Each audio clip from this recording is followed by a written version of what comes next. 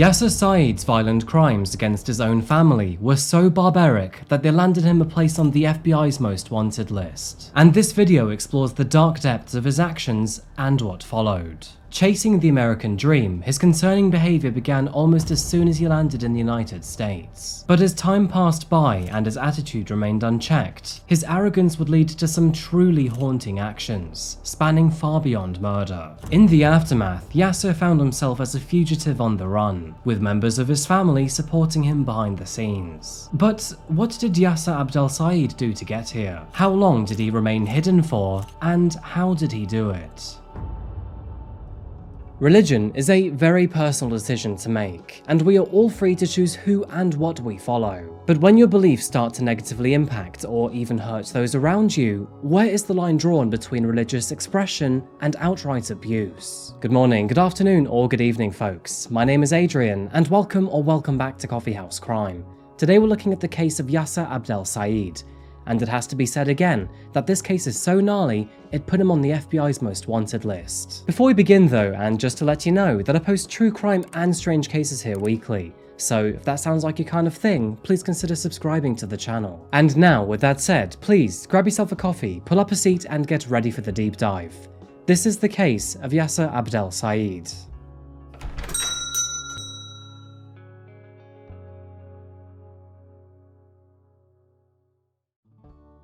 Howdy folks, and welcome back to the Lone Star State, better known as Texas. It's the home of cowboys, Tex-Mex, and delightful southern hospitality. And with nearly 30 million people calling this place home, there is plenty of history to dive into. When thinking about the city of Dallas, sports enthusiasts amongst us will think of the NFL's Cowboys and the NBA's Mavericks, while music fans will know it as the home of Kenny Rogers and Roy Orbison. And of course, those with heritage in mind will think of the Alamo, a pivotal event of military engagement in the Texas Revolution. Personally though, I just can't get my thoughts past that delicious Tex-Mex. It also plays host to Houston's mission control for NASA. The phrase, "Houston, we have a problem," was immortalized during the ill-fated Apollo 13 mission, but almost all other launches, successful or otherwise, have taken off from Texas. For our story today, we're homing in on Irving, found in Dallas County. With the city boasting a current population of just under 250,000 people, it was once called home by the Dallas Cowboys until their former stadium was torn down in 2011.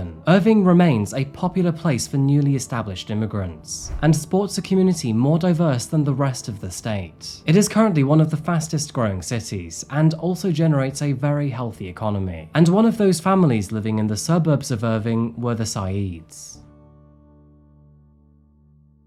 Beginning with the main character of our case today, Yaser Abdel Saeed was born on January 27, 1957 in Sinai, Egypt. He was born into a relatively affluent family alongside two older brothers, and despite living a fairly happy and successful life in Egypt, his parents eventually divorced. When his father remarried, it turned out that Yaser and his siblings would be left without any financial support. Thus, they were forced to make their own way in life. After watching his two brothers emigrate to America and forge successful lives for themselves, Yaser decided to follow in their footsteps. And although he had originally moved to America on a student visa, this was dangerously close to expiring by the start of 1987. Around this time frame, Yaser and his brothers were all approaching their 30s, and it's here that the first of many shocking details began to emerge. One of his brothers tried to date a 15-year-old named Patricia Owens, and when she rejected his advances, Yaser tried to win her over instead. Rather concerningly, this led to a relationship between the two, and only 1 week after dating Patricia, Yaser then proposed to her. Honestly, there are so many red flags here already. Despite the alarming age differences, due to Texas law, the marriage was actually permitted. All they needed was written consent from Patricia's parents, which they seemingly provided. And although there did seem to be some caution from Patricia's family, they were genuinely confident that Yaser was a good match for her. I'm really trying to wrap my head around this. Following a brief period of discussion, the two eventually married in a Christian church in February 1987. Now, Yaser was determined to begin building a family together, and so by the time Patricia turned 18 years old, she already had 3 children with him. The eldest child, her son Islam, with his 2 younger daughters Sarah and Amina. Yaser was not a particularly academically qualified individual, and he mainly created income for his family by providing taxi services. Having said that though, his dedication seemed to vary over the years, and there seemed to be various problems with his employers. While most of his companies in his local area would eventually decline to even lease a taxi to him, his final employer seemed to speak quite highly of Yaser. Colleagues described him as crazy and unpredictable, and even those supportive of him didn't have many good things to say either. He was quite fearless, unafraid to work in the more turbulent downtown area and deal with the violent drunks. And by this point, he was known to always carry a gun on him while he worked. You can likely guess for yourself already, but Yaser was not a good man. And surprise, surprise, it didn't take long for issues to appear within the family. Given that Patricia had married him at the incredibly tender age of 15, it could be argued that it was already too late. Sadly, this poor young woman was already trapped. And over time, Yaser began to show his true colours as a bitter man. Feeling inferior to his more successful brothers, he began to work overtime in order to bring more money into the household. Yet, from Patricia's perspective, she felt that he never earned enough to keep them in a good position. The eldest son, named Islam, was clearly favoured above the rest of Yaser's family. He was allowed to address his mother by her first name and was also treated with blatant favoritism. And by all accounts, Yaser himself and Islam were self-appointed as higher ranking than his wife and daughters. According to his family, Yaser was endlessly paranoid and was always worrying that people were out to get him. These unfounded beliefs resulted in him taking control in the only place where he truly felt that he had authority. That, of course, sadly being within his own home. The results of this dissatisfaction and unfounded worry would prove catastrophic for the women within his family unit. It wasn't long until a toxic pattern began to emerge. A pattern which saw Patricia reaching the end of her tether. And in 1997, out of desperation, she abruptly moved out with the children. However, she was sadly unable to stay away, and by March of 1998 they had reunited, with Patricia agreeing to move back in with him in a different house found in Covington near Hillsborough. Sadly, the financial situation didn't improve. Yaser began to work at a local store, and the family existed in near squalor. It was by the end of 1998 that Patricia left with the children once again, this time with Child Protective Services getting involved. And sadly, this was for a very troubling reason. In recent months, both daughters had confided in their grandmother that they were being abused by their father, Yaser, in the worst possible of ways. Obviously, the news devastated her. Police statements were taken and reports were made. Yet, despite the diabolical claims, Patricia was already faltering in her decision to leave Yaser. Despite the charges being laid against him, the 2 young girls eventually withdrew their statements and even said that they had lied about the abuse.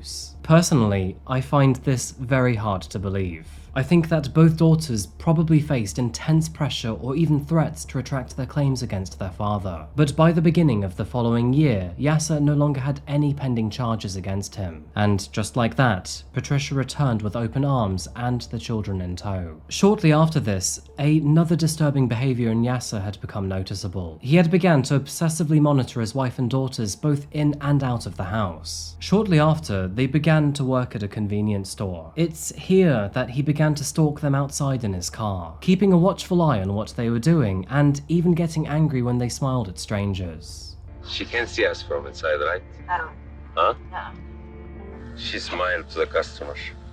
Bubba, she has to. Part of her job. She's in trouble. Now, I get it. Every responsible father worries about his children growing up, especially a daughter who is just about to find her independence. But the way that Yaser was acting and behaving here was outright unhinged. It is worth mentioning here, by the way, that Patricia was actually with Yaser for all of these excursions, and with her passive reactions, she was basically enabling his behavior. Without his wife challenging him and, frankly, his disgusting behavior, this sort of spying continued both inside and outside of the home, and, unfortunately, this extended way past basic surveillance. Amina and Sarah became too scared to even take phone calls by their friends, worried that their father would be listening in the background.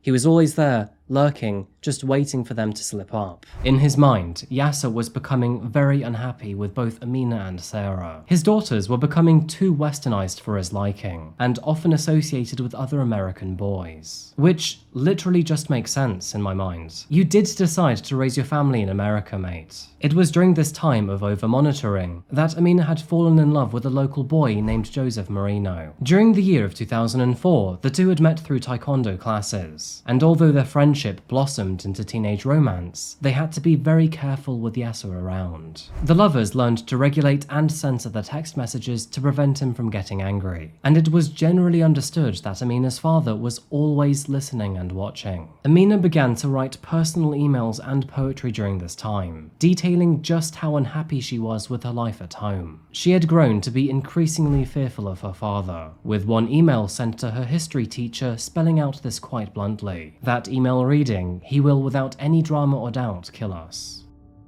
Found in one of her private writing books, Amina wrote the following poem. "My heart, an open wound, I can only cry. Don't try to understand, make me a bird, let me fly. I hate you, I hate your land, you've frozen my heart, let me die. Make me an angel, let me fly. Endless tyranny, round and round, let me go. Where can I be found? My pain you will never know. Make me a leaf, let me fly, let me blow. You hang on, you think you want me, you don't want to know. You don't know me, and here I don't want to be."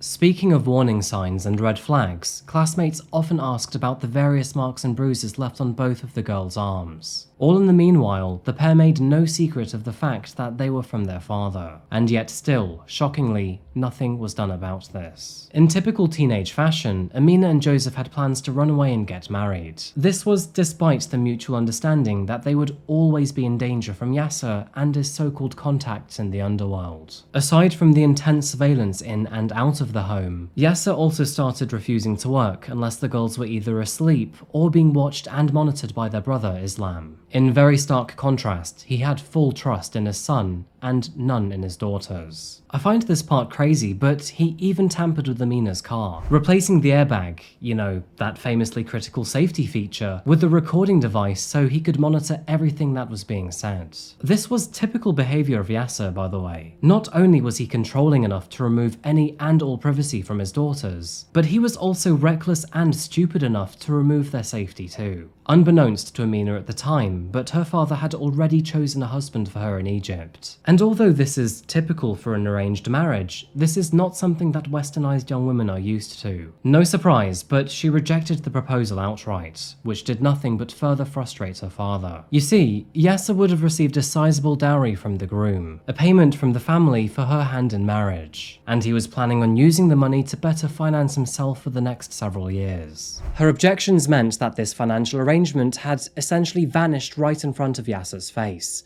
and he rather viciously claimed that she had brought disgrace to the family, at least in his mind anyway. Outraged by her decision, Yaser began to look through Amina's phone bills in an effort to try and find out what she was hiding, or who she was involved with. And his behaviour took a newfound low on Christmas of 2007, when he even threatened her with his firearm, thus leading to the wife and daughters fleeing the house once again. Alongside Amina's and Sarah's boyfriends, they fled Texas to stay with their aunt in Kansas, and afterwards found accommodation in Tulsa. What the girls really needed here was a strong mother who desperately cared about their safety. But sadly, Patricia once again began to have doubts about leaving the family home. By New Year's Eve, Patricia tried to drag her daughters back to Texas. Sarah reluctantly agreed to temporarily head back, but Amina, she refused. However, after heavy persuasion, she was eventually convinced to take the journey back home. And tragically, this would be the last time that her boyfriend Joseph ever saw her alive. Her last words to him were, "You failed us." January the 1st, 2008. It was on New Year's Day that Yaser took both of his daughters out in his taxi. It seemed that he was offering peace, because he claimed that they were going out for a drive to get some food and talk things out. However, what would actually happen would be far, far more brutal. It was during this drive that, at 7:35 p.m, a harrowing phone call was made to the Irvine Police Department. What's going on, ma'am? I'm dying, that's what's up. Irving Fire Department. Ma'am, are you still there? Ma'am, are you still there? All I've got is she's telling me she's dying. I've got a, why are you still there, ma'am? Ma'am, what is your address? Ma'am. Despite the clearly urgent and violent nature of the phone call, the caller was put on hold multiple times, and the authorities failed to ascertain an address or location right away. By the time the authorities had found the taxi, both girls had sadly passed away from their injuries. Amina had been shot twice, and Sarah a total of 9 times. And as for their father, Yaser Saeed was nowhere to be seen. The story of Amina's and Sarah's deaths dominated local and national headlines alike, and this was for 2 very obvious reasons. Not only had 2 young girls come to such a tragic end, but the primary suspect, being their very own father, was now on the run. Although many speculated that this was a so-called honor killing, the authorities would not publicly name it to be one quite yet. However, slowly, more and more began to believe it after the family's personal lives began to leak to the public's attention. No religion advocates honor killings. However, there are extreme cases where people will commit murder with the excuse of it in a desperate attempt to justify their own actions. This was apparently the motivation given for Yaser's unspeakable crime. He believed that he had been driven to kill both of his daughters to restore his family's honor, when, to be honest, in reality, he was just an aggressive piece of shit father. Following the murder of her daughters and the disappearance of her husband, Patricia seemed to be more concerned about Yaser's identity, and rather than grieving for the loss of Sarah and Amina, she made every effort to remove Yaser's association with the crime. As time passed by, emotions heightened, and both families and everyone around them seemed to be split down the middle. Patricia and Yaser's family were convinced by his innocence, whereas everyone else was adamant that he was to blame. This even extended to their funeral, where Islam shouted at one of Amina's ex-boyfriends, demanding that he leave. He further blamed him for their deaths, and even began a fight with him. In a move that angered many friends and almost all of Patricia's family, Amina and Sarah were laid to rest at a Muslim cemetery, which, to this day, still remains to be a poorly kept gravesite. Both women were not actually practicing Muslims. In fact, Yaser himself had rarely gone to a mosque or displayed any personal faith. However, Patricia, on the other hand, felt it was the appropriate place. Another poor decision on an already long list of bad acts of devotion toward Yaser. Yeah, just turn yourself in, and if you do, I'll get you a lawyer to help you out.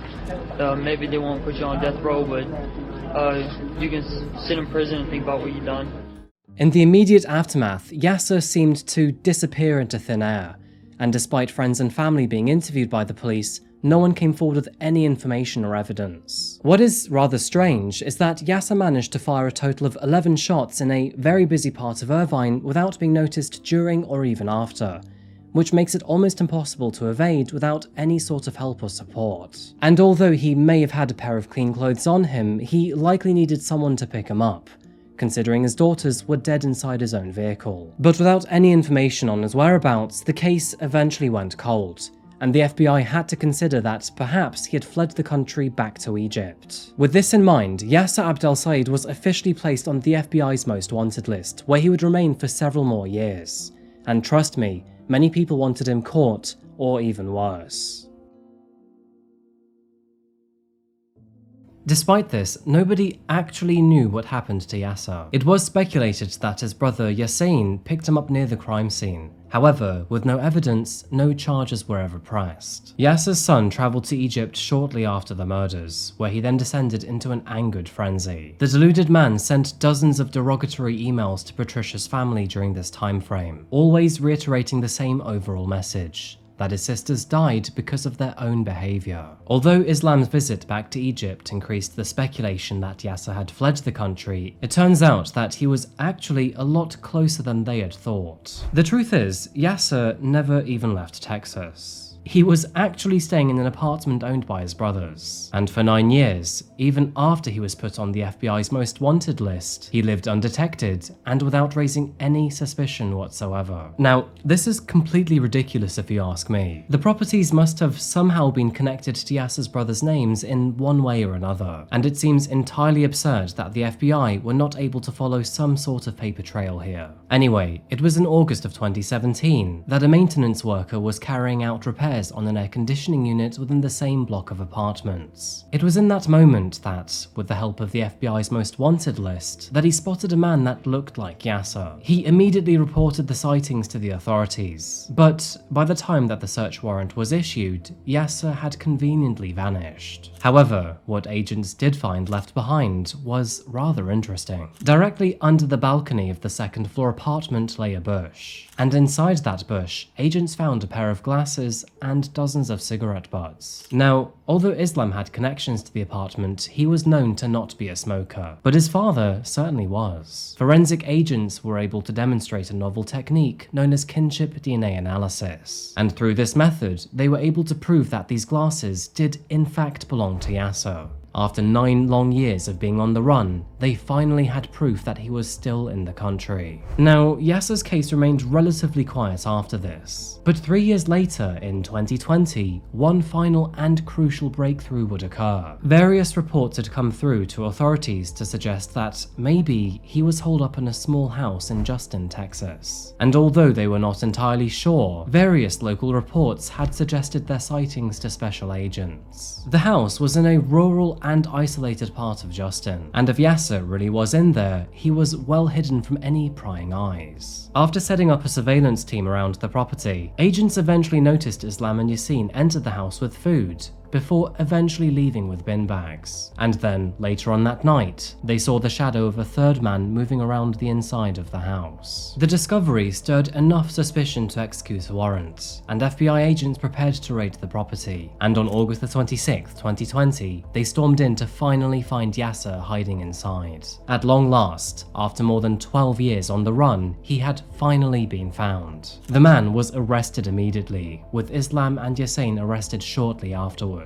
The story made national headlines for a second time, but now people were not just reminded of Yaser's monstrous actions against his daughters, but also that an FBI's most wanted fugitive had finally been caught. And therefore, when his trial began 2 years later in August of 2022, there was no shortage of public interest. Now, despite Texas being a state that could technically enforce it, the death penalty was not sought for Yaser. His defense tried to claim he was innocent, claiming that society had, quote, been rooted in post-9/11 Islamophobia. Other members of the Saeed family would even deny it was an honor killing, claiming that if he had murdered his daughters, it was simply because he had snapped in the moment. But still, Yaser claimed that he was innocent. Apparently, he had the feeling that after leaving the taxi, someone was watching him and his daughters where they parked. Saying that, he gave no real good reason as to why he left the taxi, or why he even ran away and then remained at large for more than 12 years after. Sarah's frantic 911 call, which was recorded after being shot 9 times, was questioned by the defense. They argued that she probably would have been confused and incoherent due to her injuries. But this did little in the face of the audio transcript where she clearly stated that her dad had shot her. During his trial, Patricia confessed that Yaser had been abusive both to herself and to his daughters prior to the killing, even recalling a time when he had threatened them with a gun. Addressing Yaser in court, his sister-in-law, Connie McGeough, summed up the situation as best as could be expected. "There is no honor in killing 2 unarmed people. I call that being a coward. The only thing that you did to your family was stain it with your own family's blood. And now it is your turn to get what you have given. A prison that you call home." After only 3 hours of deliberation, Yaser Saeed was found guilty of capital murder. He was sentenced to life in prison without the possibility of parole, and was incarcerated at the McDonnell Unit in Texas Department of Criminal Justice, where he remains to this day and will die behind bars. In January of 2021, Islam Yaser Abdel Saeed pleaded guilty to harboring a fugitive, conspiring to harbor a fugitive, and 1 count of conspiracy to obstruct justice. He was therefore sentenced to 10 years in federal prison. In February 2021, Yaser's brother Yasin was found guilty of conspiracy and harboring a fugitive, therefore being sentenced to 12 years in federal prison. Both Islam and Yasin are serving their time together in the Federal Correction Institution of Bastrop. Thinking about it, it is actually quite impressive to remain hidden for so long in such close proximity. To be on the FBI's most wanted list for a total of 12 years and remain at large is no small achievement, especially for the standards of someone like Yaser. Yaser's crimes make this one even more unusual. To murder both of your daughters is absolutely despicable, But what makes this strange is how much his wife and his own son stood up for him. Patricia's behaviour throughout this entire case is incredibly bizarre, though it does make you wonder, she was likely under his abusive spell for quite a long period of time. Now, obviously, religion was a big problem in this case, which is another strange side note actually, because Yaser didn't closely follow Islam. To add to this, he was even married in a Christian church. Which is kind of ironic when you think about it, because the man was so adamant on arranging a marriage for his own daughter back in Egypt. And despite allowing many Western traditions in his own family home, he decided this was an honor killing after they began to date Western boys. Honestly, there are so many contradictions to his beliefs. On New Year's Day of 2008, Amina and Sarah lost their lives at the hands of their own father. Amina was only 19 years of age, and Sarah only 18. Barely even adults, they had their whole lives ahead of them, and were making moves towards creating lives for themselves. Lives away from their obsessive, abusive tyrant of a father. Before they could make it out alive, the family's volatile situation suffocated their ability to live, and eventually even cost them their lives. Neither Sarah nor Amina behaved in a way that any of us would deem unsavory. They were hard-working, pleasant and likeable young women that simply had the severe misfortune to be born into a family where the odds were endlessly stacked against them. They suffered under an abusive and controlling father, a man who spied on them, abused them, and tried to maintain his power over every aspect of their lives. They had a brother who was conditioned to understand that this was normal, and consequentially went along with it. And although they may have had Patricia as the woman that gave birth to them, biology aside, she was not the mother they both so desperately needed her to be. Saying that, it is impossible to deny that she also suffered under Yaser's hand, and with a severely underaged marriage and 3 kids by the age of 18, she very clearly was another one of his victims, and the longest enduring one at that. The reality is though that she failed her daughters at almost every single turn, and every time that she fled the home with them, she always forced them to return. By the way, this was despite the countless offers of sanctuary from her own family. Even after their deaths, Patricia's behaviour was, quite frankly, terrible. She hampered all efforts to find Yaser and cared more about his image. And despite no charges being laid against her, almost every interview of her that I see displays her defending her ex-husband. To put things short and blunt, she had every opportunity to save her daughters. I guess being complacent and apathetic to the situation was the path of least resistance for her. Amina and Sarah lost their lives at the hands of their father, and were failed at every turn by those who should have protected them the most. Their futures were stolen by adults that could barely be described as parents, and Yaser's extended family made that even worse. And all of this is nothing but the most severe of tragedies. Okay, turn it off, Dad. I'm not really sure what else I can say about this story, it's just generally sad all round.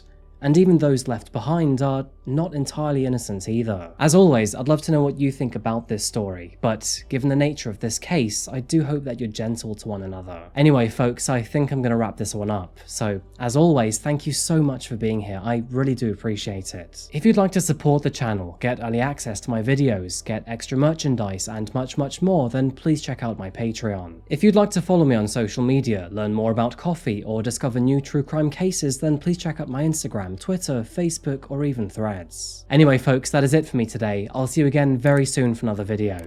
But as always, remember to look after yourself, look after each other, and of course, stay safe. Thank you, and goodbye.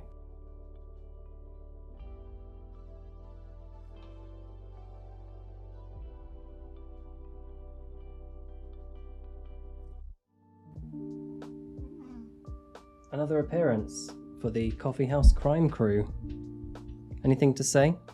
You, the people, have the power to make this life free and beautiful, to make this life a wonderful adventure. Let us use that power. Let us all unite.